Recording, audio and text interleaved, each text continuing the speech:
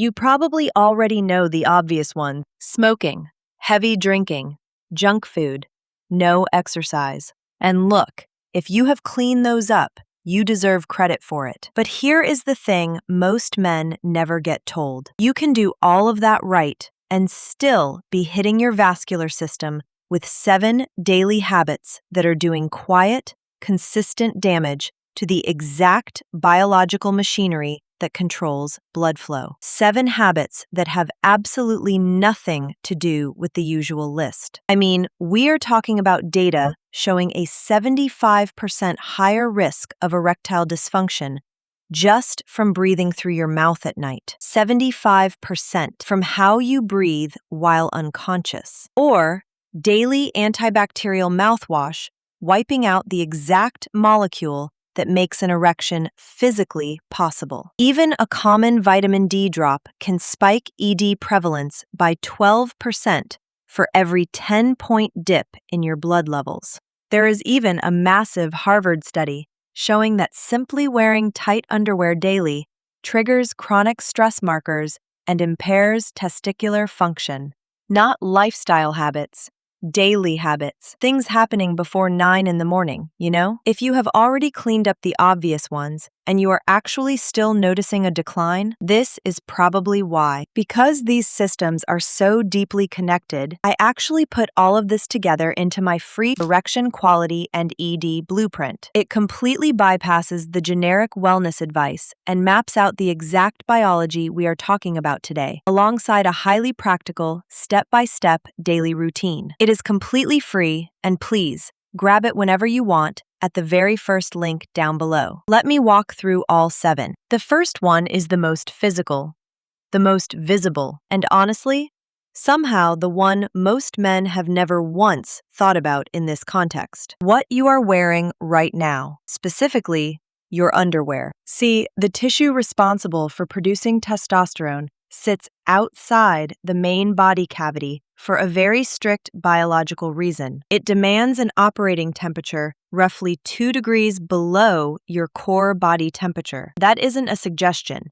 It is a precise, non-negotiable physical requirement. When Harvard researchers tracked over 650 men, they found that those wearing tight underwear daily had significantly lower sperm concentrations and heavily elevated levels of a hormone called FSH. Think of FSH like a warning light flashing on your dashboard. When your brain senses that the tissue down there is overheating and struggling, it floods your system with FSH to try and force a failing engine to work harder. In fact, men in tight briefs measured scrotal temperatures nearly a full degree Celsius higher than men going commando, and that heat gap stayed elevated for hours every single day. That means sustained heat, sustained hormonal stress, and steady damage to the cells that synthesize your testosterone. Yet most guys have been doing this since their 20s without a second thought. The fix? Loose cotton boxers, or nothing at all. That is the entire intervention. It costs $0 and takes 0 effort, but you will almost never hear a urologist bring it up in a standard consultation. This next habit genuinely surprised me the most when I started digging into the clinical data.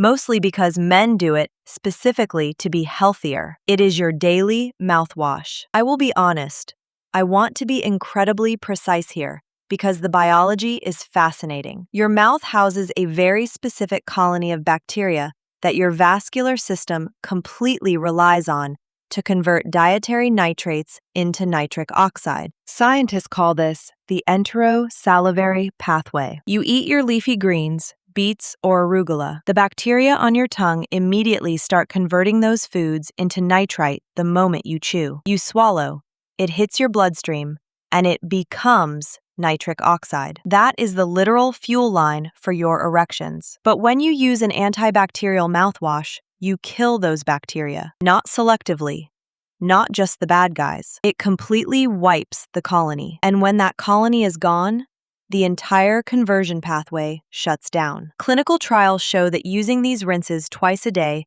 drops plasma nitrite levels within days, directly starving your body of nitric oxide. A separate long-term study even linked frequent mouthwash use to a significantly higher risk of developing high blood pressure. It's the exact same mechanism. Fewer bacteria means less nitric oxide, stiffer blood vessels, and higher pressure. And when you have high pressure inside stiffened, the smallest microarteries, the ones feeding your anatomy, are always the very first to fail. The irony here is wild. Guys are eating beets and loading up on salads to boost their nitric oxide, then immediately rinsing with a product that destroys the exact biological tools needed to process those foods. They are filling the gas tank while cutting the fuel line, you know? Normal toothpaste doesn't do this. Flossing doesn't do this. It is strictly the antibacterial rinse. So swap it out or drop it entirely. That is all it takes. Moving on to the third habit. This one is completely invisible, accumulates silently, and currently affects roughly 40% of American men, a basic vitamin D deficiency. And it isn't happening because of a bad diet or some ultra-rare medical condition. It is simply because we spend our waking hours trapped indoors. Here is the underlying mechanism that rarely gets explained properly. Your vitamin D receptors sit directly on the endothelial cells that line the inside of your blood vessels. When you have optimal vitamin D, it actively supports an enzyme called nitric oxide synthase, which is the literal factory that manufactures nitric oxide right inside those vessel walls. If your vitamin D plunges, that factory slows to a crawl. A comprehensive analysis published in late 2025 reviewed data from over 13,000 men. The researchers found that those with moderate to severe ED consistently carried significantly lower vitamin D levels than men with normal function. And this held true regardless of their age, lifestyle, or overall cardiovascular health. The correlation is incredibly stark. Every single 10-point drop in blood vitamin D levels was tied to a 12% increase in ED prevalence. If you are spending 8 hours a day under office lights, commuting in a car, and eating lunch at a desk, you are almost certainly running on empty. The solution is simple. Get 10 to 20 minutes of direct midday sun on exposed skin, or look into a quality D3 supplement. Most clinical data points to 2,000 to 4,000 IU daily for men over 50 who aren't outside regularly. Just please get your levels tested. You won't physically feel a vitamin D deficiency until it has been draining your system for a very long time. Habit number 4 might sound the strangest, but it has the most immediate physical impact on the biology we've been breaking down: how you breathe while you are asleep. Most men assume breathing is entirely automatic and neutral at night. The data tells a completely different story. Actually, your nasal sinuses are one of the primary production factories for nitric oxide in the entire human body. As air rushes through your nasal passages, nitric oxide gas is generated in those sinus cavities, pulled straight into your lungs, and absorbed right into your bloodstream. But the moment you drop your jaw and breathe through your mouth, that production drops to zero. The sinuses are completely bypassed. The gas is never made. A massive population study tracked 154,000 people and discovered that men with chronic conditions that forced mouth breathing had a 75% higher risk of developing erectile dysfunction compared to nasal breathers. 75%, entirely based on airflow. And this is precisely why it matters so much for men over 50. Nasal congestion, structural changes, and habitual nighttime mouth breathing become drastically more common as we age. Most guys have no clue it's even happening. They just wake up with a dry mouth, maybe some mild snoring, and assume it was just a restless night. They don't realize their body was entirely starved of nitric oxide for 7 hours straight. Using medical mouth tape designed specifically for sleep is the most direct way to fix this. It sounds strange, I know, but the science behind it is incredibly rock solid. If that feels a bit too intense to start, high-quality nasal strips that physically open the airways from the outside are an excellent alternative. Either way, the objective remains identical. Force the air through the nose. Let your sinuses do exactly what evolution built them to do every single night. Let's look at the fifth habit, and I will be honest. This one is going to irritate a lot of guys who are just trying to manage their joint pain. Popping a daily ibuprofen or naproxen. To stop inflammation, non-steroidal anti-inflammatory drugs, NSAIDs, work by blocking the production of specific compounds called prostaglandins. But prostaglandins do a lot more than just signal pain.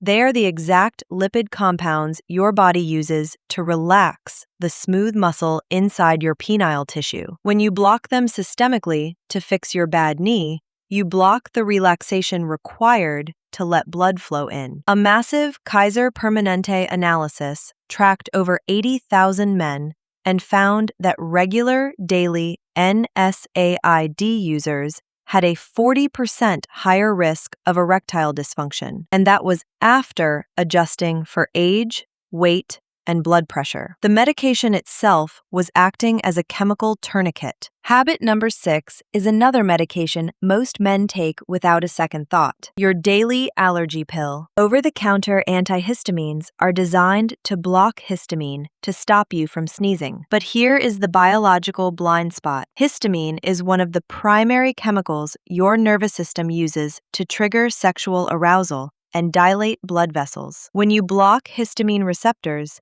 you are literally turning off the switches that signal the vascular tissue to open up. Older, first-generation antihistamines cross directly into the brain, dampening nerve signaling and causing a localized drop in blood flow that can completely flatline an erection. If you have been taking an allergy pill every morning and wondering why things feel disconnected by the evening, the pill is doing exactly what it was designed to do. It is blocking the signal. And finally, the seventh habit. This one is entirely mechanical. Sitting for 2 hours straight before 10 in the morning. Your commute to work, straight into your desk chair. All of the blood supply and nerve signaling required for an erection travels through a highly specific pathway in your pelvic floor, primarily governed by the pudendal artery and the pudendal nerve. When you sit out of alignment for hours at a time, you place the entire weight of your upper body directly onto that pelvic floor. It acts exactly like stepping on a garden hose. It creates chronic tissue tension